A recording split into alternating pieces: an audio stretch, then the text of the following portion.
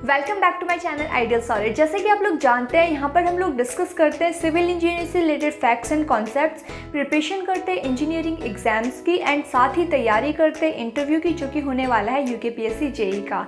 सो आज भी मैं आप सब लोगों के लिए बहुत ही इंटरेस्टिंग एंड बहुत ही इंपॉर्टेंट टॉपिक लेकर आई हूँ। लेकिन उससे पहले आई होप आप सब लोगों की इंटरव्यूज़ की तैयारी, अदर एग्ज़ाम्स की तैयारी अच्छे से चल रही होगी और हमारी वीडियोस आप लोगों के लिए हेल्पफुल हो रही होंगी। सो आज की वीडियो में मैंने वो सारे क्वेश्चंस को इंक्लूड किया है जिसमें कि बच्चे कंफ्यूज रहते हैं या फिर प्रॉपरली आंसर नहीं कर पाते हैं एंड सीरियसली मिस्टेक्स कर देते हैं।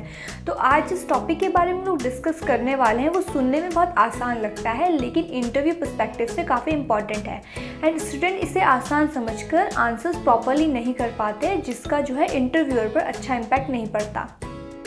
तो आज का जो टॉपिक है वो है कंक्रीट एंड आप लोगों को पता है कि कंक्रीट सबसे ज़्यादा इम्पॉर्टेंट बिल्डिंग मटेरियल है। तो इससे जो सबसे कॉमन क्वेश्चन बनता है वो ये होता है कि कंक्रीट होता क्या है।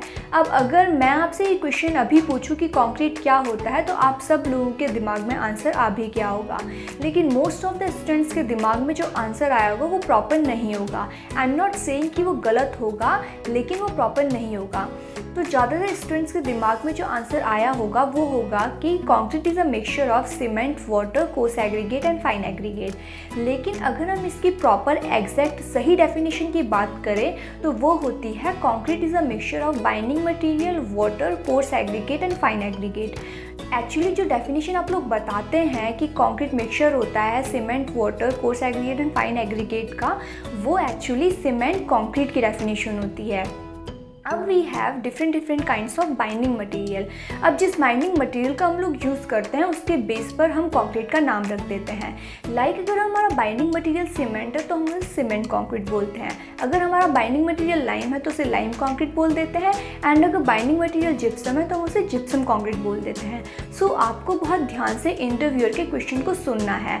अगर वो आपसे सिर्फ कंक्रीट पूछ रहा है तो आपको क्या डेफिनेशन देनी है वो हम डिस्कस कर चुके हैं, एंड अगर वो किसी पर्टिकुलर टाइप ऑफ कंक्रीट के बारे में पूछ रहा है तो क्या डेफिनेशन देनी है वो भी हम ऑलरेडी डिस्कस कर चुके हैं। सो आज हम लोग बेसिकली बात करेंगे सीमेंट कंक्रीट के बारे में। अब सीमेंट कंक्रीट की डेफिनेशन हमने अभी डिस्कस कर ली है। तो सीमेंट कंक्रीट को हम लोग दो पार्ट्स में डिवाइड करेंगे या फिर आप बोल सकते हैं दो फेज़ में डिवाइड करेंगे। तो सीमेंट कंक्रीट के दो फेज़ होते हैं। पहला तो होता है एग्रीगेट फेज़ जिसमें कि fine aggregate and coarse aggregate आते हैं, एंड दूसरा होता है पेस्ट फेज़ जिसमें कि सीमेंट एंड वाटर आता है। तो हम इन दोनों फेजेस के बारे में आगे बात करेंगे। तो सबसे पहले हम लोग बात करते हैं एग्रीगेट फेज़ के बारे में। तो सबसे पहले अगर हम लोग एग्रीगेट फेज़ के बारे में डिस्कस करें तो पूरी सीमेंट कंक्रीट की क्वांटिटी का 70 to 75% जो क्वांटिटी होती है वो एग्रीगेट फेज़ की ही होती है। तो आप लोग देख सकते हैं कि एग्रीगेट फेज़ कितना इंपॉर्टेंट होगा। तो एग्रीगेट फेज़ में भी हम लोग सबसे पहले डिस्कस करेंगे कोर्स एग्रीगेट के बारे में।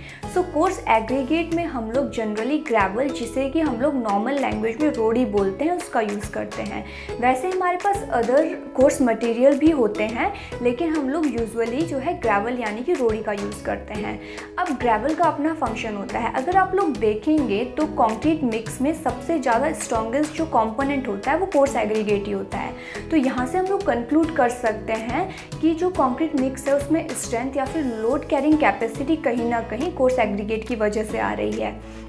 दूसरे अगर हम लोग फंक्शन की बात करें कोर्स एग्रीगेट की, तो वो होता है ये कंक्रीट मिक्स की वॉल्यूम यानी कि उसकी क्वांटिटी को बढ़ाता है। अब ऑब्वियसली जब हमारे पास क्वांटिटी ज़्यादा होगी तब हम उसे ज़्यादा एरिया पे अप्लाई कर पाएंगे, उसे ज़्यादा एरिया पे यूज़ कर पाएंगे, जिससे कि हमारा जो स्ट्रक्चर होगा, जो हमारा ओवरऑल कंस्ट्रक्शन होगा वो इकोनॉमिकल बनेगा। सो हमने अभी कोर्स एग्रीगेट के फंक्शन के बारे में डिस्कस किया। नेक्स्ट हम लोग बात करेंगे फाइन एग्रीगेट के बारे में। सो फाइन एग्रीगेट के रूप में हम लोग सैंड यानी कि रेत का यूज़ करते हैं। अब यहाँ से क्वेश्चन ये फ्रेम हो सकता है कि फाइन एग्रीगेट का पर्पस क्या होता है कंक्रीट मिक्स में। तो अगर हम लोग फाइन एग्रीगेट के पर्पस की बात करें तो फाइन एग्रीगेट कंक्रीट मिक्स में जो गैप्स होते हैं, जो वॉइड्स होते हैं, उन्हें फिल करने में मदद करता है। जब हम कंक्रीट को प्रिपेयर करते हैं तो ग्रेवल मिक्स करने के बाद उसमें बहुत ज़्यादा खाली स्पेस रह जाता है एंड ये फाइन एग्रीगेट जो है उन खाली स्पेस को फिल कर देता है। अब खाली स्पेस को फिल करने का मतलब होता है गैप नहीं होते हैं, पार्टिकल्स चिपक जाते हैं। तो इससे फ़ायदा ये होता है कि जो कंक्रीट मिक्स होता है उसमें लोड कैरिंग कैपेसिटी यानी कि लोड को कैरी करने की क्षमता बढ़ जाती है। एंड दूसरा, दरार यानी कि क्रैक्स आने के खतरे भी कम होते हैं। तो हमने यहाँ से देखा कि वाइड्स कम होना यानी कि स्ट्रेंथ ज़्यादा होना। अब इसे आप अपनी डेली लाइफ से भी रिलेट कर सकते हैं। लाइक जो फैमिली पास पास होती है, क्लोज रहती है, उनका जो है स्ट्रेंथ ज़्यादा होता है। वहीं अगर हम बात करें जब फैमिली दूर दूर हो जाती है, उनके बीच का कनेक्शन जो है टूट जाता है, तो जो है स्ट्रेंथ कम हो जाती है। तो यहाँ से आप लोग रिलेट कर सकते हैं एंड देख सकते हैं कि वॉइड्स ना होना कैसे स्ट्रेंथ बढ़ाता है। तो यहाँ से एक और क्वेश्चन फ्रेम हो सकता है एंड वो क्वेश्चन है कि क्ले भी तो फाइन एग्रीगेट होती है, तो हम इसको यूज़ क्यों नहीं करते हैं कंक्रीट को प्रिपेयर करने में। तो ये इंटरव्यू पर्सपेक्टिव से एक इंपॉर्टेंट क्वेश्चन बन सकता है, क्योंकि ये कहीं ना कहीं आपको सॉइल मैकेनिक्स से भी लिंक कर रहा है। तो अगर आपको सैंड एंड क्ले की प्रॉपर्टीज़ मालूम होंगी तभी आप इस क्वेश्चन का आंसर अच्छे से दे पाएंगे। तो अगर हम लोग क्ले की बात करें तो क्ले एक कोहेसिव सॉइल होती है। कोहेसिव का मतलब है इसके पार्टिकल्स आपस में चिपक जाते हैं। अब इससे प्रॉब्लम क्या होगी, सिंस हमने अभी डिस्कस किया कि जो फाइन एग्रीगेट होते हैं वो कंक्रीट में प्रेजेंट वॉइड्स को फिल करते हैं। अब जब इसके पार्टिकल्स आपस में चिपक जाएंगे तो ये इधर उधर मूव नहीं करेंगे, एंड मूव नहीं करेंगे तो ये वॉइड्स को फिल नहीं कर पाएंगे। एंड ऑब्वियसली अगर वॉइड्स फिल नहीं होंगे तो कहीं ना कहीं हमारा जो मिक्स है उसमें जो है स्ट्रेंथ नहीं आ पाएगी।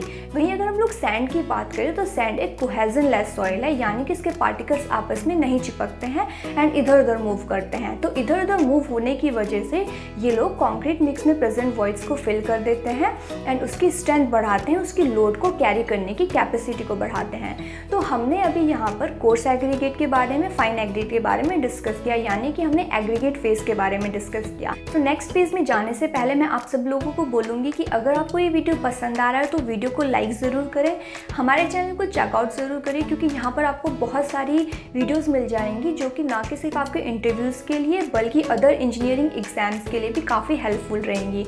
तो वीडियोज़ को ज़रूर देखें, डेफिनेटली आपको उनको देखने से बेनिफिट होगा। इसीलिए चैनल को सब्सक्राइब करें ताकि आपको नई नई वीडियोज़ के नोटिफिकेशन मिलते रहें। सो अगर हम लोग नेक्स्ट फेज़ की बात करें तो वो होता है paste phase, and paste phase में आता है वाटर एंड सीमेंट। तो सबसे पहले हम लोग सीमेंट के बारे में डिस्कस करते हैं। तो सीमेंट आप लोगों को पता है कि खुद में एक बहुत बड़ा टॉपिक है, एंड अगर मैं आपको यहाँ पर सीमेंट के बारे में सब कुछ बताना शुरू कर दूँ तो ये वीडियो बहुत लंबा हो जाएगा। इसीलिए यहाँ पर मैं आपको सीमेंट का मेजर फंक्शन बताऊँगी जो कि कंक्रीट मिक्स में होता है। एंड सीमेंट की एक अलग सेपरेट वीडियो मैं आपके लिए जल्दी लेकर आऊँगी। तो सीमेंट का जो पर्पस होता है कंक्रीट मिक्स में वो होता है कंक्रीट के सारे कंपोनेंट्स को बाइंड करना, उसको एक साथ बांध के रखना, क्योंकि ऑब्वियसली हम इसे एक बाइंडिंग मटेरियल की तरह यूज़ कर रहे हैं। एंड दूसरा जो इसका मोस्ट इंपॉर्टेंट फंक्शन होता है कंक्रीट मिक्स में वो होता है स्ट्रेंथ प्रोवाइड करना, यानी कि ये हमारे कंक्रीट को स्ट्रेंथ देता है, उसमें लोड को कैरी करने की कैपेसिटी यानी कि उसको कैरी करने की क्षमता देता है। सो यहाँ पर हमने डिस्कस किया सीमेंट का फंक्शन। नेक्स्ट अब हम लोग डिस्कस करेंगे वाटर का फंक्शन। वाटर भी एक बहुत इंपॉर्टेंट कंपोनेंट होता है कंक्रीट मिक्स का। अब मैं आपको कुछ पॉइंट्स बताऊंगी जिससे आप लोगों को पता चल जाएगा कि वाटर का फंक्शन क्या होता है। तो अगर हम लोग कंक्रीट मिक्स की बात करें तो ड्राई फॉर्म में it doesn't serve any purpose, यानी कि ड्राई फॉर्म में कंक्रीट मिक्स में ना तो कोई प्रॉपर्टी होती है ना ही कोई स्ट्रेंथ आती है। उसमें जो स्ट्रेंथ आती है वो वाटर को ऐड करने के बाद ही आती है, क्योंकि वाटर सीमेंट के साथ रिएक्ट करता है एंड इस रिएक्शन के बाद ही मिक्स में स्ट्रेंथ डेवलप होती है, उसमें लोड को कैरी करने की कैपेसिटी आती है। तो सीमेंट एंड वाटर के बीच की इस रिएक्शन को हम लोग हाइड्रेशन बोलते हैं, एंड प्रॉपर हाइड्रेशन बहुत ज़्यादा नेसेसरी होता है प्रॉपर स्ट्रेंथ डेवलपमेंट के लिए। तो आई होप आपको वाटर का एक फंक्शन समझ आया होगा। अगर हम लोग वाटर की नेक्स्ट फंक्शन की बात करें तो वाटर कंक्रीट मिक्स के साथ काम करना आसान बनाता है।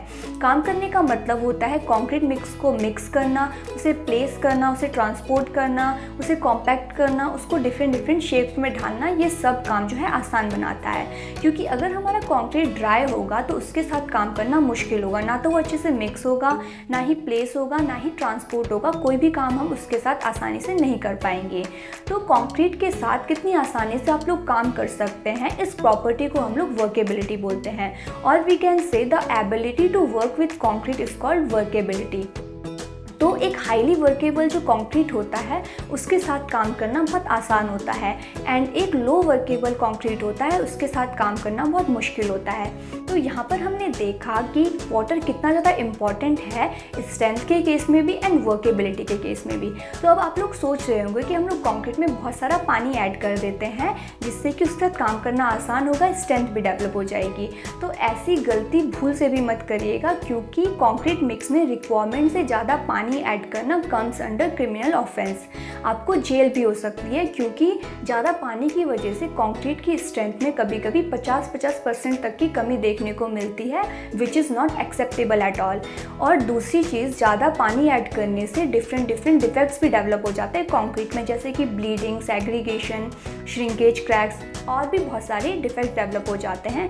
एंड ये सारे डिफेक्ट्स हमने अपनी प्रीवियस वीडियोस में डिस्कस किए हैं। तो प्रीवियसली मैंने इन सब डिफेक्ट्स के ऊपर वीडियोस बनाई हैं, आप चेकआउट कर सकते हैं। इन सब डिफेक्ट्स के ऊपर आप लोगों को वीडियोस मिल जाएंगी, आपको अदर वीडियोस में मिल जाएंगी जो कि आपके सिर्फ इंटरव्यू के लिए नहीं बल्कि अदर एग्जाम्स के लिए भी काफ़ी बेनिफिशियल रहेंगी, इसलिए चैनल को सब्सक्राइब करना ना भूलें। तो नेक्स्ट जो है, वाटर की क्वांटिटी के साथ साथ वाटर की क्वालिटी भी बहुत मैटर करती है, क्योंकि वाटर की क्वालिटी हमारे कंक्रीट मिक्स की स्ट्रेंथ गेनिंग प्रॉपर्टीज़ को काफ़ी अफेक्ट करती है। तो यहाँ से एक और क्वेश्चन फ्रेम हो सकता है, वो ये है कि क्या हम लोग सी वाटर को यूज़ कर सकते हैं अपने कंस्ट्रक्शन में। तो अगर हम लोग सी वाटर की बात करें तो सी वाटर में सॉल्ट कंसनट्रेशन बहुत ज़्यादा होता है, उसमें नमक बहुत ज़्यादा होता है। तो आपको as maximum as possible avoid करना है सी वाटर को यूज़ करना। लेकिन अगर कहीं पर कोई चॉइस ही नहीं है या फिर अनअवॉइडेबल सिचुएशन है तो वहाँ पर आप यूज़ कर सकते हैं, लेकिन under proper supervision and only for PCC, यानी कि प्लेन सीमेंट कंक्रीट जिसमें आप सरिया यूज़ नहीं कर रहे हैं। अगर कहीं पर आरसीसी का यूज़ हो रहा है, यानी कि कहीं पर हम लोग रेनफोर्स सीमेंट कंक्रीट यूज़ कर रहे हैं, वहाँ पर आपको जो है स्ट्रिक्टली प्रोहिबिटेड है सी वाटर को यूज़ करना, क्योंकि जो सरिया होता है, जो हमारा स्टील होता है, उसमें सॉल्टी वाटर की वजह से जंग लगने का खतरा ज़्यादा होता है। सो जब हम लोग क्वालिटी की बात कर ही रहे हैं तो कंस्ट्रक्शन में यूज़ होने वाले पानी की क्वालिटी क्या होनी चाहिए, उसमें डिफरेंट पैरामीटर्स की क्या वैल्यू होनी चाहिए, ये सब हमारे कोड ने एक टेबल की फॉर्म में स्पेसिफाई किए हैं। अब यहाँ पर कुछ इंपॉर्टेंट पैरामीटर्स एंड उनकी लिमिट्स मैं यहाँ पर आपको मेंशन कर देती हूँ, and all these values are taken from IS 456-2000। अगर आप इस कोड को चेक करेंगे तो आपको जितने भी पैरामीटर्स होते हैं उन सब की लिमिट्स आपको इसमें मिल जाएंगी, एंड आप चेक कर सकते हैं कि कैसे वाटर हमें यूज़ करना चाहिए अपने कंस्ट्रक्शन में। सो आज हम लोगों ने डिस्कस किया कि कंक्रीट क्या होता है, उसके जो इंपॉर्टेंट क्वेश्चन बन सकते हैं वो हमने डिस्कस किए, कंक्रीट के डिफरेंट कंपोनेंट्स क्या होते हैं वो भी डिस्कस किए, कौन से कंपोनेंट का क्या फंक्शन होता है, कौन से कंपोनेंट को क्यों यूज़ करते हैं एंड कौन से कंपोनेंट को क्यों यूज़ नहीं करते हैं, ये सब हमने आज के वीडियो में डिस्कस किया। सो अगर आपको ये वीडियो पसंद आई हो तो वीडियो को लाइक ज़रूर करें, अपने दोस्तों के साथ शेयर करें। मैं आप लोगों के लिए आगे टाइम टू टाइम ऐसी और बेनिफिशियल वीडियोस लेके आऊँगी जो कि आप लोगों के लिए सिर्फ इंटरव्यू के लिए नहीं बल्कि अदर एग्जाम्स के लिए भी बहुत ज़्यादा बेनिफिशियल होगी। हमारे प्रीवियस वीडियो को ज़रूर देखें, क्योंकि ये आपको ज़रूर हेल्प करेंगी अपने एग्ज़ाम्स के लिए, अपने इंटरव्यूज़ के लिए। तो अपने एग्ज़ाम्स की तैयारी अच्छे से करें, अपने इंटरव्यूज़ की तैयारी अच्छे से करें, हमारे चैनल को सब्सक्राइब करें, हमारे साथ जुड़े रहें एंड अपने प्रिपरेशन को बूस्टअप करें। Thank you.